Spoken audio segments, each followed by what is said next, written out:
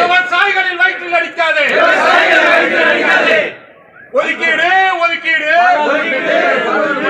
பாராளுமன்றத்திலும் மற்ற மன்றத்திலும் விவசாயிகளுக்கான தனி தொகுதி இட ஒதுக்கீடு ஒதுக்கீடு ஒதுக்கீடு பொய்யான தேர்தல் அறிக்கை பொய்யான தேர்தல் அறிக்கை வாய் கூச முடியாது.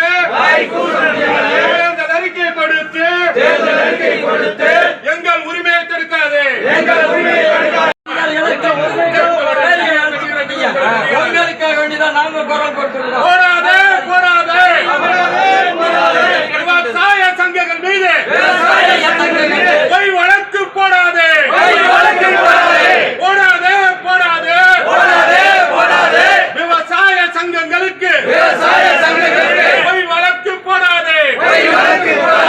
திரும்ப பெரு திரும்ப பெரு திரும்ப பெரு திரும்ப பெரு மத்திய மாநில அரசுகளே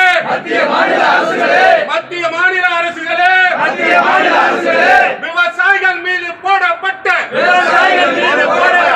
பொய் வழக்குகளையும் திரும்ப பெரு வேண்டும் வேண்டும். விவசாயிகள் ஒற்றுமை விவசாயிகள் ஒற்றுமை விவசாயிகளுக்கு குரல் கொடுத்த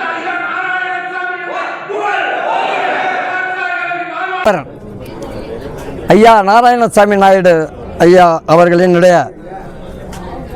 101வது பிறந்த தினம் இன்றைக்கு கோவை வையம்பாளையம் அவருடைய மணிமண்டபத்தில் மிக சிறப்பாக நடந்து கொண்டிருக்கிறது.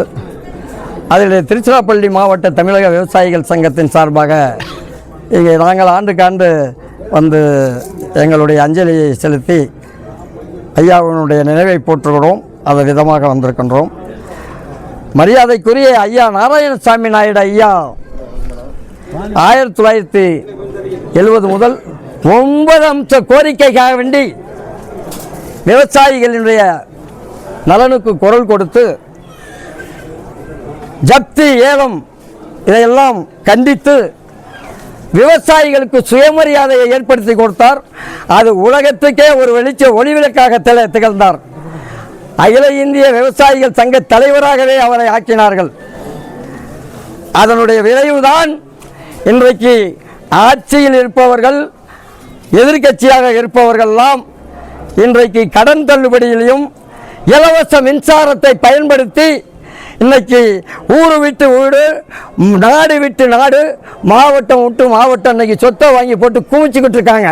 ஆனால் இன்றைக்கு வரைக்கும் விவசாயிகளுடைய அடித்தட்டு பிரச்சனைகள் தீரவில்லை. எங்களுக்காக வேண்டி டாக்டர் எம்.எஸ். சாமிநாதன் குழு, டாக்டர் அர்ஜுன் சிங் குப்தா குழு, டாக்டர் ரங்கநாதன் குழு, டாக்டர் ராதாகிருஷ்ணா குழு, டாக்டர் வைத்தியநாதன் குழு என்ற தேசிய வேளாண் குழுக்கள் பல தரப்பட்ட ஆண்டுகளிலே விவசாயிகளுடைய கோரிக்கைகளுக்காக வேண்டி பரிந்துரை பண்ணியிருக்கின்றன. மத்திய அரசும் சரி மாநில அரசும் சரி இந்த கோரிக்கைகளை கவனத்தில் எடுத்து விவசாயிகளினுடைய அடித்தட்டு பிரச்சனையை இதுவரைக்கும் தீர்த்து கொடுக்கவில்லை. ஆனால் சட்டமன்ற உறுப்பினர்கள் நாடாளுமன்ற உறுப்பினர்கள் ஆட்சியில் இருப்பவர்களுக்கெல்லாம் போராட்டம் நடத்தி 3 மாதங்களிலே அவர்களுடைய கோரிக்கைகளுக்கு தீர்வை கண்டு கொடுக்கிறார்கள். இதனால் தான் நாங்கள் தமிழக விவசாயிகள் சங்கம் அகில இந்திய அளவில் தேசிய அளவிலே விவசாயிகளுக்கென தனி சட்டமன்ற தொகுதி நாடாளுமன்ற தொகுதி எங்களுக்கு ஒதுக்க வேண்டும். எப்படி தாழ்த்தப்பட்டவர்கள் மலைவாழ் மக்கள் பெண்கள் ஊனமுற்றவர்கள் போன்றவர்களுக்கு தனி தொகுதி ஒதுக்குவது போல் இந்தியாவில் 80% மக்களுக்கு வாழ்வாதாரத்தை நேரடியாகவும் மறைமுகமாகவும் வாழ்வாதாரத்தை பாதுகாத்து கொடுக்கின்ற விவசாயிகளுக்கு இந்தியா முழுக்க தேசிய தேர்தல் ஆணையத்தின் மூலமாக தனி தொகுதி ஒதுக்கினால்தான் எங்களுடைய கோரிக்கைகளை நாங்கள் நியாயமாக சட்டமன்றத்திலும் பாராளுமன்றத்திலும் உள்ளாட்சியிலும் கூட்டுறவுத்துறையிலும் ஒழிக்க முடியும். எல்லா இடங்களிலும் கட்சிக்காரர்கள் பச்சை துண்டை போட்டுக்கொண்டு ஏமாற்றி ஓட்டை வாங்கிக் கொண்டு நாட்டின் பொது சொத்துக்களை கொள்ளையடித்து சொத்துக்களை சேர்த்துக் கொண்டு அங்கே சொத்து குவிப்பு வழக்குகளுக்கு அஞ்சி போய் மக்களுடைய அடித்தட்டு மக்கள் பிரச்சனையை பற்றி எந்த கட்சிக்காரனும் எந்த சட்டமன்ற உறுப்பினரும் எந்த நாடாளுமன்ற உறுப்பினரும் அந்த கோரிக்கைகளை ஒழிப்பதில்லை என்கின்ற ஆதங்கத்தோடு சொல்லுகின்றோம். எங்களுக்கு எதிர்காலத்திலே இந்தியா முழுக்க விவசாயிகளுக்கென தனி தொகுதி ஒதுக்கினால்தான் எங்களுடைய கோரிக்கைகள் நியாயமாக எதிரொலிக்கும், மக்கள் பிரச்சனை தீரும். அடித்தட்டு பிரச்சனையான குடிநீர், உணவு பாதுகாப்பு, சுற்றுச்சூழல் பாதுகாப்பு, ஏரி குளம் குட்டைகள் பாதுகாப்புக்கு விவசாயிகள் மட்டும்தான் குரல் கொடுப்பான். எல்லா கட்சிக்காரனும் சேர்ந்து ஏரி குளங்களை கொள்ளையடித்துக் கொண்டிருக்கிறான். தேர்தலுக்காக வேண்டி 2026 தேர்தலுக்காக வேண்டி எல்லா கட்சிக்காரனும் வரிந்து கொட்டி கட்டி பேசிக் கொண்டிருக்கிறார்களே. 67 டிஎம்சியை மேகத்தாதிலே தேக்கிக் கொள்வதற்கு இப்பொழுது மாண்புமை உச்ச நீதிமன்ற நீதிபதி ஹவாய் அவர்கள் 2025 நவம்பர் 13ஆம் தேதி அன்றைக்கு உத்தரவு போட்டிருக்கிறார். கர்நாடக அரசு மீண்டும் ஒரு 67 டிஎம்சி தண்ணீரை தேக்கிக் கொள்ள வேண்டும் என்று அங்கே உத்தரவு போட்டிருக்கிறார். இங்கே ஏமாற்றிக் கொண்டிருக்கிறார் அன்பு சகோதரர் ஸ்டாலின் அவர்கள். முதல்வராக இருந்து கொண்டு அனைத்து கட்சி கூட்டத்தையும் அனைத்து விவசாய சங்க பிரதிநிதிகளையும் கூட்டி ஒரு தெளிவான முடிவெடுத்து உச்ச நீதிமன்ற அந்த 67 டிஎம்சி தண்ணீருக்கு ஒரு மேல்முறையீட்டு வழக்கு உடனடியாக தொடுக்க வேண்டும். தமிழகம் தழுவிய பந்தை முதலமைச்சர் மு.க. ஸ்டாலின் அவர்கள், அன்பு சகோதரர் மு.க. ஸ்டாலின் அவர்களே, நாங்கள் ஓட்டு போட்டா தான் நீ எம்எல்ஏ, நாங்கள் ஓட்டு போட்டா தான் நீ முதலமைச்சர், இதை ஞாபகத்தில் வைத்துக் கொள்ளுங்கள். இதை பற்றி ஏன் நீங்கள் கவலைப்பட மாட்டீர்கள்? எல்லா கட்சிக்காரர்களும், அது காங்கிரஸா இருக்கட்டும், திமுகவா இருக்கட்டும், அண்ணா திமுகவா இருக்கட்டும், பிஜேபியா இருக்கட்டும், கம்யூனிஸ்டுகளாக இருக்கட்டும், ஏன் இந்த 67 டிஎம்சியை இப்பொழுது கர்நாடக அரசு தேக்கிக் கொள்ள விரிவான திட்ட அறிக்கை தயார் பண்ணலாம் என்று மாண்புமை உச்ச நீதிமன்றம் தீர்ப்பு கொடுத்ததற்கு அப்புறம் கூட 2026 தேர்தலில் ஓட்டு வாங்குறதை காட்டுகிற அக்கறை இன்னொரு 67 டிஎம்சி இழந்து விட்டீர்கள் என்றால் 93 டிஎம்சி மட்டும்தான் மேட்டூர் அணையிலே தேக்க முடியும்.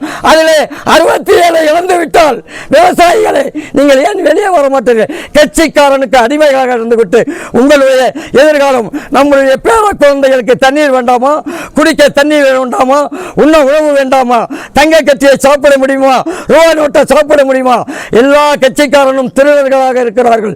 விவசாயிகளே, எதிர்கால தலைமுறையின் வாழ்வாதாரம் பாதுகாக்க வேண்டுமென்றால், நீர்நிலைகள் குளம் ஆக்கிரமிப்புகள் அகற்றப்பட வேண்டுமென்றால் நீங்கள் எல்லாம் வெளியே வந்து ஒற்றுமையாக இருந்து பிரியாமல் ஒற்றுமையாக இருந்து செயல்பட்டால் தான் இந்த 67 டிஎம்சியை காப்பாற்ற முடியும்.